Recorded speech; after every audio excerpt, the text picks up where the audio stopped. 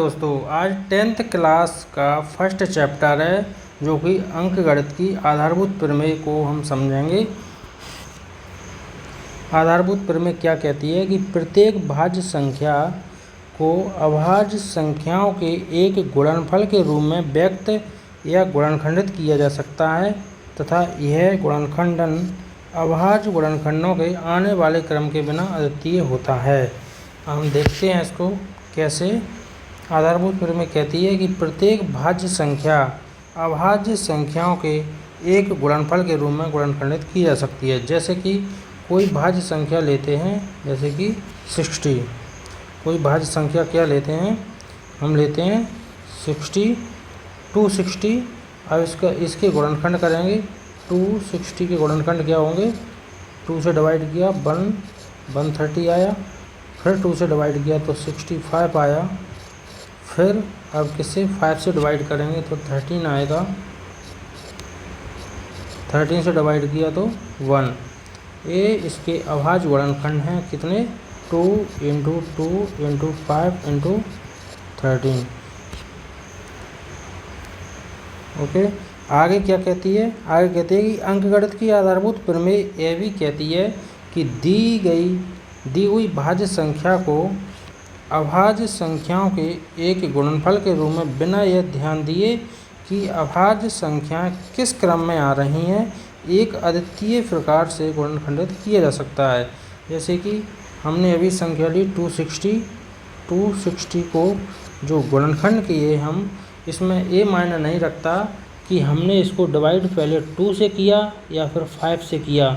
इसमें हम अगर 260 को डिवाइड 5 से भी करते तो भी 5 को 20, 5 25, 5 10, 52 आता। फिर 2 से डिवाइड करते तो कितना आता, 26 आता। फिर 2 से करते तो 13 आता। फिर 13 से करते तो क्या आता, इसका जो क्रम है ना 5 × 2 × 2 × 13 आता। जो क्रम ए है, यही गुणनखंड, यही क्रम इसको मानेंगे जो कि पहले गुणनखंड किए थे उसको मानेंगे। जैसा कि 260 के गुणनखंड ए हैं, यहाँ हम 2 × 2 × 5 × 13 को वही मानेंगे जो 5 × 13 × 2 × 2 को मानेंगे। ओके, अब आगे कहती है फंडामेंटल थ्योरम कि एक प्राकृत संख्या का अभाज्य गुणनखंडन उसके गुणनखंडों के क्रम को छोड़ते हुए अद्वितीय होता है। इसका अभाज्य गुणनखंडों के क्रम, इसमें क्रम कोई मायने नहीं रखता कि हमने इसको आरोही क्रम में लिखा या फिर अवरोही क्रम में लिखा। ओके, इसका क्रम कोई मायने नहीं रखता। इसमें आगे क्या है, हाँ यह सही है कि किसी प्राकृत संख्या का अभाज्य गुणनखंडन उसके गुणनखंडों के क्रम को छोड़कर अद्वितीय होता है। कैसे, यहाँ अद्वितीय का मतलब है कि किसी भी प्राकृत संख्या के अभाज्य गुणनखंड हमेशा समान होते हैं। जैसे कि हम अगर 12 के गुणनखंड लें तो 2 × 2 × 3 आएंगे। इसको हम इस क्रम में लिखें या फिर 3 × 2 × 2 इस क्रम में लिखें या फिर 2 × 3 × 2 इस क्रम में लिखें, इनमें कोई चेंज नहीं आएगा। इनका सेट जो होगा वो यही रहेगा, 2 × 2 × 3 का ही सेट रहेगा। इसमें 2 जो है वो 2 बार आएगा और 3 1 बार आएगा। ओके, यही फंडामेंटल थ्योरम कहती है। अब जैसे कि उदाहरण लें तो 18 का उदाहरण लें तो इसके गुणनखंड होंगे 2 × 3 × 3। ये एक अद्वितीय सेट है, इसमें कोई चेंज नहीं आ सकता। इसके गुणनखंड यही रहेंगे। इसी प्रकार 24 के गुणनखंड जो हैं वो 2 × 2 × 2 × 3 ये रहेंगे। है एक अद्वितीय अभाज्य गुणनखंड है। ओके, अब आगे एक उदाहरण देखते हैं। जैसे कि संख्याओं 4 की पावर n पर विचार कीजिए। एक उदाहरण है कि संख्याओं 4 की पावर n पर विचार कीजिए जहां n एक प्राकृत संख्या है। जांच कीजिए कि क्या n का कोई ऐसा मान है जिसके लिए 4 की पावर n अंक शून्य पर समाप्त होता है। कोई संख्या है 4 की पावर n जिसका अंक है ना वो शून्य पर समाप्त होता है। ये उदाहरण से हमें पता चल रहा है। अब देखते हैं कि ये सत्य है कि नहीं। इसको देखते हैं कि यदि 4 की पावर n को हम 2 की पावर 2 की पावर n लिखें तो इससे हमें 2 की पावर 2n लिख सकते हैं, जिससे हमें पता चल रहा है कि इसका एक अभाज्य गुणनखंड 2 तो अवश्य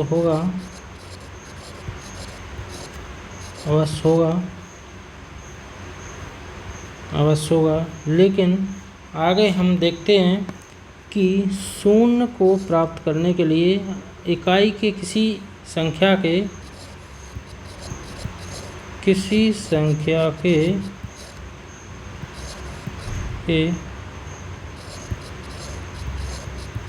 इकाई का अंक शून्य प्राप्त करने के लिए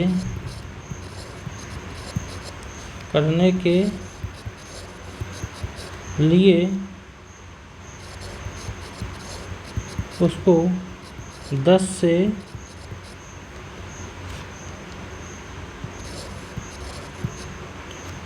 करने के लिए वह संख्या 10 से विभाजित होगी। कैसी होगी? 10 से विभाजित होगी। अब इसमें 10 से विभाजित होगी तो 10 के हमें अभाज्य गुणनखंड करने पर क्या प्राप्त होता है? 2 इंटू 5 प्राप्त होता है। अब हमने देखा कि 2 की पावर 2n, इसमें अगर n बराबर 1 रखा जाए तो क्या आएगा? 4 आएगा। अगर n बराबर 2 रखा जाए तो 16 आएगा। n बराबर 3 रखा जाए तो 4 की पावर 3 इंटू 64। n की पावर अगर 4 रखा जाए तो 4 की पावर 4 यानी कि 256। अगर n बराबर 5 रखा जाए तो 4 की पावर 5 यानी कि 1024। इसमें हमें कहीं से भी 5 नज़र नहीं आ रहा है इकाई के अंक में, इसलिए हम कह सकते हैं कि 4 की पावर n संख्या 4 की पावर n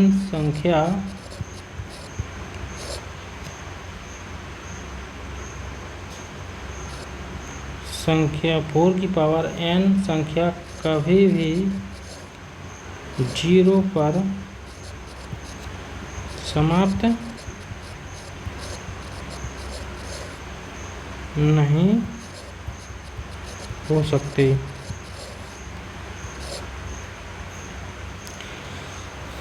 शून्य पर समाप्त होने का अर्थ क्या है? यदि कोई संख्या शून्य पर समाप्त होती है तो इसका मतलब है कि वह 10 से विभाज्य है।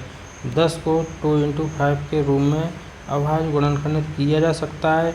इसलिए यदि कोई संख्या शून्य पर समाप्त होती है तो उसके लिए अभाज्य गुणनखंडों में 2 और 5 दोनों होने चाहिए। 4 की पावर n का गुणनखंड 4 की पावर n को 2 इंटू 2 की पावर n लिख सकते हैं। इसमें 2 की पावर 2 इंटू n लिखा जा सकता है। अंकगणित की मूलभूत प्रमेय कहती है कि प्रत्येक भाज्य संख्या को अद्वितीय रूप से अभाज्य संख्याओं के गुणनफल के रूप में व्यक्त किया जा सकता है। इसका मतलब है कि 4 की घात n का अभाज्य गुणनखंडन में केवल 2 होगा, 5 नहीं। निष्कर्ष क्या निकलता है?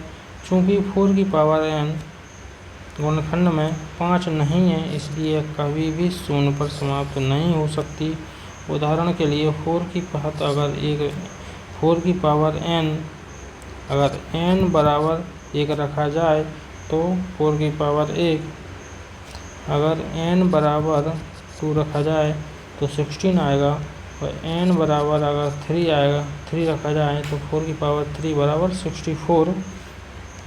इसी प्रकार n बराबर 4 रखा जाए तो 4 की पावर 4 बराबर 256, और n बराबर अगर 5 रखा जाए, n बराबर 5 रखा जाए तो 1024 आएगा। जैसा कि आप देख सकते हैं कि 4 की घात n हमेशा 4 या 6 पर समाप्त होती है, कभी भी 0 पर नहीं।